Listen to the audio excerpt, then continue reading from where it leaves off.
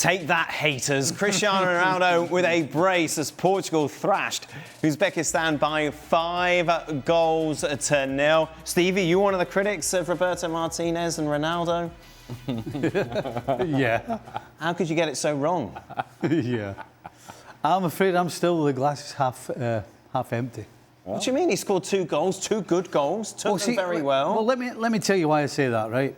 So you're playing Uzbekistan, you win 5-0. It probably should have been 10, and it could have been 10.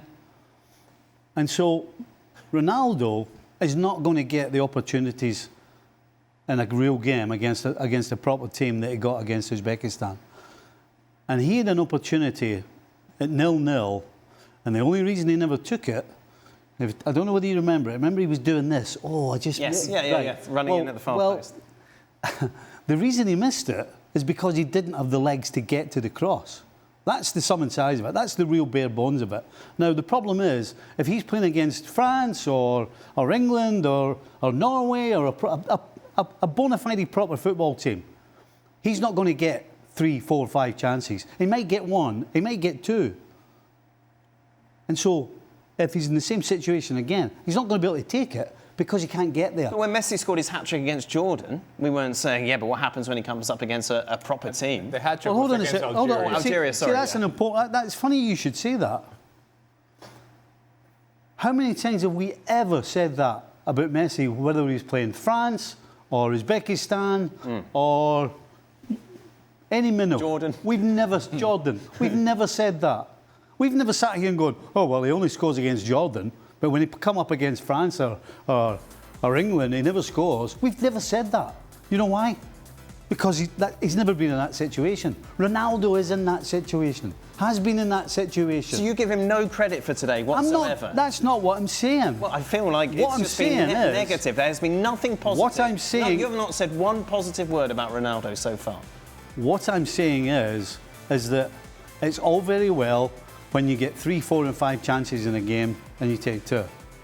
But when you play in a big game and you get 1 opportunity, you need to be at your best, you need to be ready for it. Can you say anything positive? I'm not so sure that he's going to be able to take it. About today's performance from Ronaldo? Yeah, I thought he took both goals. I mean, it was great. There you go. He took them really well. There you are. That's nice, isn't it? Yeah. Say something positive. Well, I did. Well, it took your time. I'm looking at the whole picture here. We're not going. Right. If we just want to analyse this game against Uzbekistan, then obviously you're going to say he did well, he took his goals well, blah blah blah. But we have to look at the big picture. The big picture is, unfortunately for him, he's not going to be playing against Uzbekistan for the rest of this World Cup. So for the next game against Colombia, which is a must-win game if they're going to top the group, you don't play Ronaldo? I honestly don't think he should be starting for Portugal. Wow. But there is absolutely no question he's going to start. But you wouldn't start him? I wouldn't have started him. At the start of this tournament, I would have had him coming off the bench. And if because he scores 2 goals, all of a sudden he's now the Ronaldo of 5, 6 years ago, if that's what you want to talk about, then I disagree with you. But in isolation, he played well today. Ali, your thoughts? Yeah, so Roberto Martinez has put himself in a corner in where now there is no choice to be made other than he has to play Cristiano Ronaldo. There was a choice to be made at the beginning of the tournament. He did not make that choice. The team struggled in that first game. It was going to be a big decision for him to bench Ronaldo. He was never going to do it. And when Stevie and I were talking post-match in the DR Congo conversation, we mentioned that, look, he probably should have been taken off the field, wasn't taken off the field, and then as we projected forward, the more likely scenario was that he was going to get chances to score against Uzbekistan, and I quote, we said he's going to score a couple of goals. And now we're here, and where the monster of Cristiano Ronaldo and everything that Cristiano Ronaldo means and signifies in the game has put Roberto Martinez in a position in which there is no other decision to be made other than starting Cristiano Ronaldo. Now, there is no discussion to be had. And you have allowed this to happen. And to Stevie's points, now the picture or the whole picture of potential success in this tournament for Portugal goes through Cristiano Ronaldo. There is no other There's no other choice. There's no other decision. We cannot take a right. We cannot take a left. We got to go through Cristiano Ronaldo. And that now has become the topic of conversation about Portugal, because they're going to have to build everything around him. And they're going to have to create chances for him.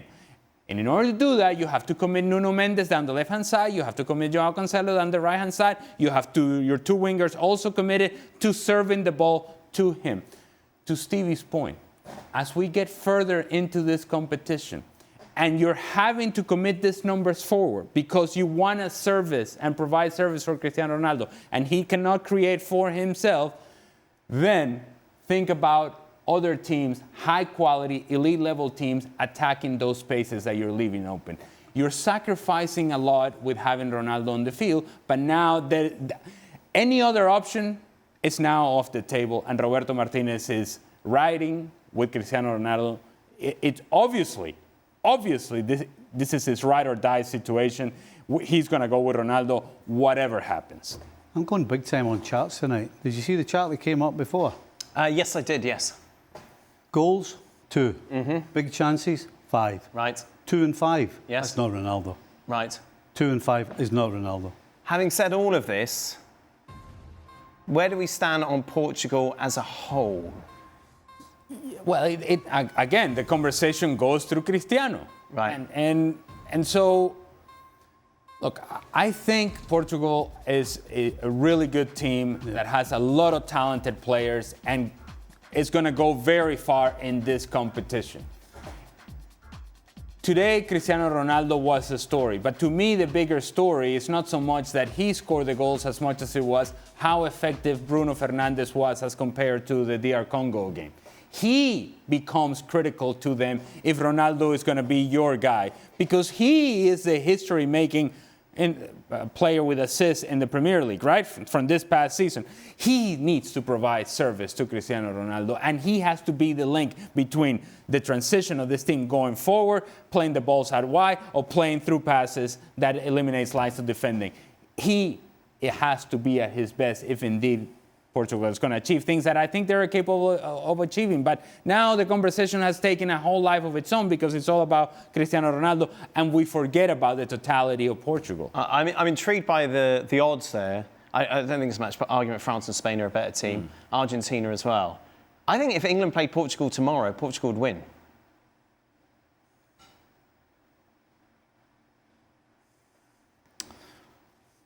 That's...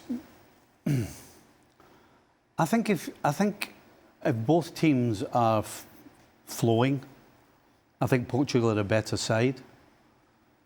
But England have got pace and strength that I think would upset Portugal's rhythm. You know, teams are not going to stand off.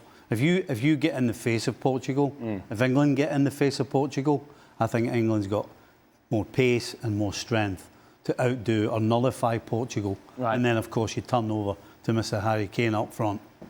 If Harry Kane was playing up front for Portugal, yes, Portugal might be the favourites. Right, OK. But you would have England beating Portugal? With your money, I would say just about yes. OK, all right. What do you think, Ali? I think I would take England. Really? Yeah. There is an athleticism to England in the midfield with a guy like Declan Rice that I think would upset the possession of Portugal. And you think about a Vitinha, Declan Rice sort of matchup. Vitinha is a guy that likes to set the tempo for Portugal, and you have a guy like Declan Rice that can just run you ragged, that can disturb, as he did in the Champions League final, as Arsenal did to PSG in the Champions League final, that they disrupted some of the things that PSG wanted to do through the midfield. I think they can do some of those same things in the midfield. They can affect Portugal's possession and the quality of possession, and therefore they're going to challenge Portugal in the attacking half, and they can challenge Portugal defensively, where I think if Nuno Mendes is pushed forward and Joao Cancelo is pushed forward, you can get in behind those spaces, and I think that's where England can be very strong. What, of course, could really affect the bracket going forward from this group is who finishes top, and at the moment, it is Colombia. Well,